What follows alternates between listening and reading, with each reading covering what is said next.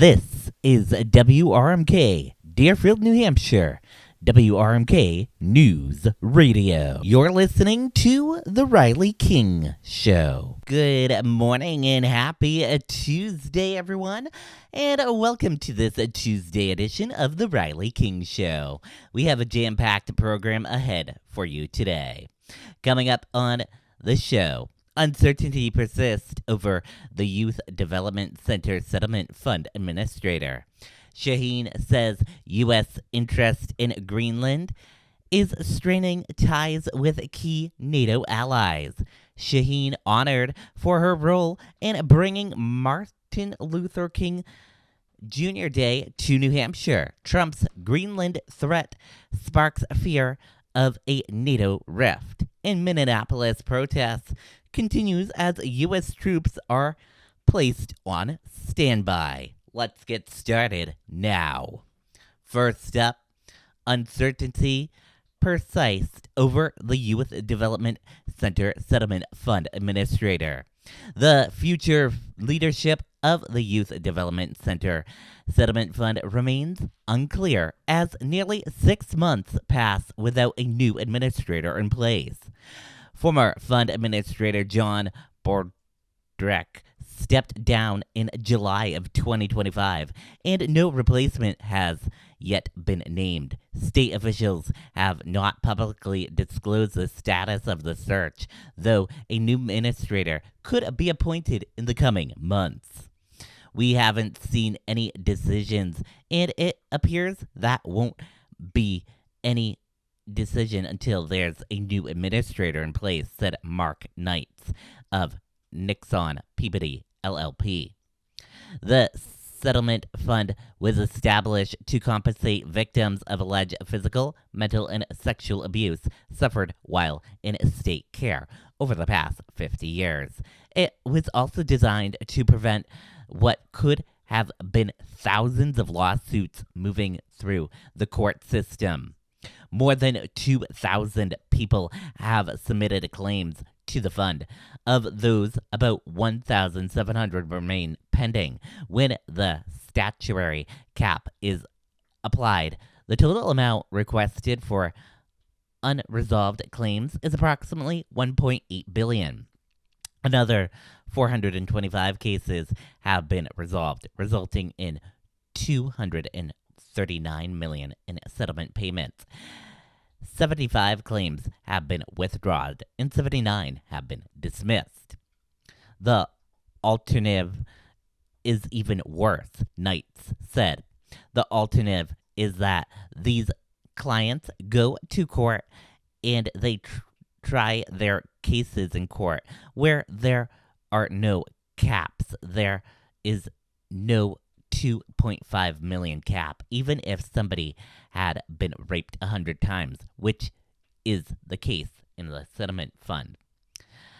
Critics of the program questioned whether more than 200,000 people were abused while in state care. Attorneys representing the victims say the number is presumable and may, in fact, underestimate the scope of the abuse. There were thousands and thousands of kids, many more than 2,000 kids, who went through the facility just in 1990s, Knights said. So the fact that there's 2,000 claimists who have submitted claims, the settlement fund is not surprising, and it's really only a fraction of the kids who had been there over the 6 decades. Lawyers say many of their clients are becoming increasingly frustrated with the delays, and many choose to pursue their case in court instead. Senator Cindy Rosenwald, a Democrat from Nashua, warned that such a shift could end up costing the state significantly more. I believe it will cost us even more money, and we already don't have the funds to pay these victims back, Rosenwald said. WRMK News Radio has reached out to the state for an update on the administrator search, but has not yet received a response. Shaheen says U.S. interest in Greenland strains ties with key NATO allies. Senator Jeanne Shaheen has returned to New Hampshire following a North Atlantic Treaty Organization observe trip to Denmark, where she met with Danish and Greenlandic leaders and hard, sharp criticism of the Trump administration reported interest in taking control of Greenland. Shaheen said officials she spoke with expressed a deep sense of disappointment and mistrust toward the United States. What we heard from the Danish and from the Greenland officials that we talked to was real sense of brutality by the United States, she said. Shaheen emphasized Denmark's long-standing role as one of America's most reliable NATO allies, noting its military sacrifices alongside U.S. forces. Their soldiers have fought alongside ours in World Wars I and II and in Afghanistan, she said. They lost on a percentage basis as many soldiers in Afghanistan fighting with us as the United States did. NATO allies, she added, are now increasingly concerned about the potential U.S. actions regarding Greenland's future. International leaders have echoed those concerns, stressing that Greenland's status is not for Washington to decide. Any decision about the future status of Greenland belongs to the people of Greenland and the Kingdom of Denmark alone, said UK Prime Minister. That right is fundamental and we support it. Julie, a Danish politician, said Greenlanders do not want to become Americans. We are Greenlanders and we want to be in a democratic world, and we hope Americans will support us, she said. Shaheen warned the rising tensions over Greenland could weaken the NATO allies and play into a hands of rival global powers. Only people who are celebrating what President Trump is doing are Vladimir Putin and Russian and President X in China.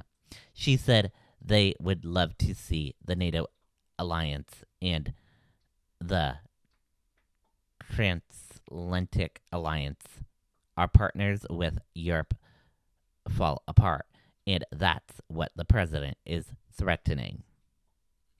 Shaheen honored for a role in bringing Martin Luther King Jr. Day to New Hampshire. New Hampshire's long-delayed recognition of Martin Luther King Jr. Day achieved nearly 30 years ago today. As you know, yesterday was Martin Luther King Jr. Day. It began remembered this week as Senator Jeanne Shaheen is honored for her role in making the holiday a reality.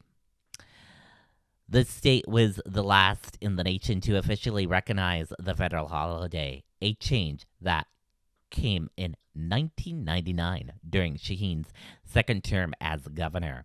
The move fulfilled a campaign promise she made in 1996. I think we should not be the only state in the country that doesn't have it, Shaheen said at the time.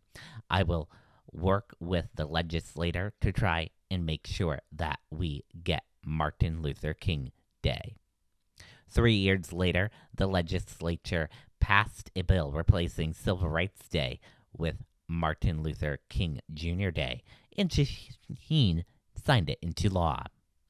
On Monday, Shaheen was recognized in Manchester by the National Culture Diversity Awareness Council for her effort. We wanted to express our gratitude and thanks for Senator Shaheen for a great service for honoring Dr. King, said Wayne Jennings, a member of the council. Advocates said the change followed years of activism and hard-fought legislative battles led in party by lawmakers such as former state rep Leona Johnson. Shaheen's decision to publicly back the effort proved pivotal, helping shift opinion in the House. No governor in the state had taken the bold and courageous stands like Governor Shaheen, who stood in the chambers of the House and said, "It must be," said the Reverend Art Hillison of New Hope Baptist Church in 2002. This year's observance will be Shaheen's final Martin Luther King Jr. Day in elected office. The U.S. Senator has announced plans to retire next year, reflecting one on the milestone she called a creation of the holiday, one the defining moments of her career. It's a reminder that just because we've made progress doesn't mean we can't stop, Shaheen said. We wouldn't stop looking to the future or stop advocating for principles on which this country is founded, and that Martin Luther King defended on behalf of African Americans across the United States. We need to keep defending those principles. Trump's Greenland threat sparks fears in NATO rift. President Trump's threat to take control of Greenland is fueling concern that it could destabilize relations and fracture the NATO alliance. Minneapolis protest continues as U.S. troops placed on standby. Protests in Minneapolis have entered a second week, and defense officials say active duty U.S. troops are now on standby in response to the unrest. Thank you for listening to this edition of The Riley King Show. Enjoy the rest of your day, and talk to you all tomorrow. Bye now.